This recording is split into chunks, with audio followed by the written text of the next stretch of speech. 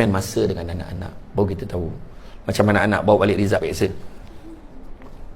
Ya ni cikgu minta sign. Sebab tak nak sign tu lah kadang-kadang mak ayah tak tahu, dia tiru sign sendiri. Tu yang dia buat hari temu janji profesional tu. Kononnya mak ayah datang dekat pejabat, datang kat sekolah untuk bincangan. Yang datang kat sekolah ni pun satu hal kat tu. Cikgunya baik betul lah. Macam mana anak saya cikgu? Kau dengar ayat cikgu standard. Dia ni okey sebenarnya, cuma yelah kan budak banyak main-main. Tapi kalau dia sungguh sikit, saya yakin dia boleh berjaya. Allah betul lah setiap mak bapak tu. Cakap tu terang. Macam ni lah tuan, saya sendiri tak sanggup dengan perangai anak tuan. Saya hari-hari doa bila lah dia nak pindah sekolah. Jadi bapak ni tu bila dengar, kau apa masalah kau ni? Mana ada. Jadi dia tahu kalau dia buat perangai, benda tu mesti sampai ke mak ayah dia. Hujung tahun mesti sampai. Macam tu. Saya sendiri tak pernah cakap dah anak encik ni. Tapi semua senarai kemungkaran yang dia buat dari sekolah ni semua ada senarai. Astaghfirullahaladzim. Ya Allah. Apa kau ni? Contoh nampak? Macam tu. Kadang-kadang anak nak minta kita sign je. Ya ni cikgu suruh sign ni kesilapan ayah dia rampas.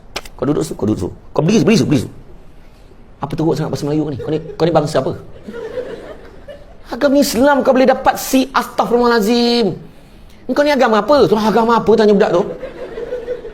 Matematik fail. Kau belajar ke tidak? Bahasa Inggeris belum pernah keluarga kita bahasa Inggeris result macam ni tu. La ilaha illallah. Walhal kalau tengok balik report card ayah dia, tengok balik dekat sekolah lama kan, tak ada dah rekod ayah datang sekolah apa tidak. Contoh lah, bukan cakap contoh anak ni, mungkin ada macam tu. Terus lah. Jadi budak tu bila kena marah, tahu tak ada kepala dia apa? Dia tak dengar pun. Dalam hati dia cepatlah. Akhirnya penggal akan datang, dia tiru sign ayah dia. Sepatutnya bila ayah ni cikgu suruh minta sign, tak apa, duduk pegang. Ayah nak tanya, biar dia pegang. Ayah nak tanya bahasa Melayu macam mana? Bahasa Melayu okey lah ya.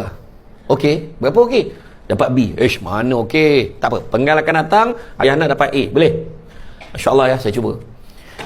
Bahasa Inggeris macam mana? Bahasa Inggeris teruk lah ya. Dia sendiri cakap bahasa Inggeris teruk lah ya. Teruk? Dapat berapa? Dapat C. Teruk tu.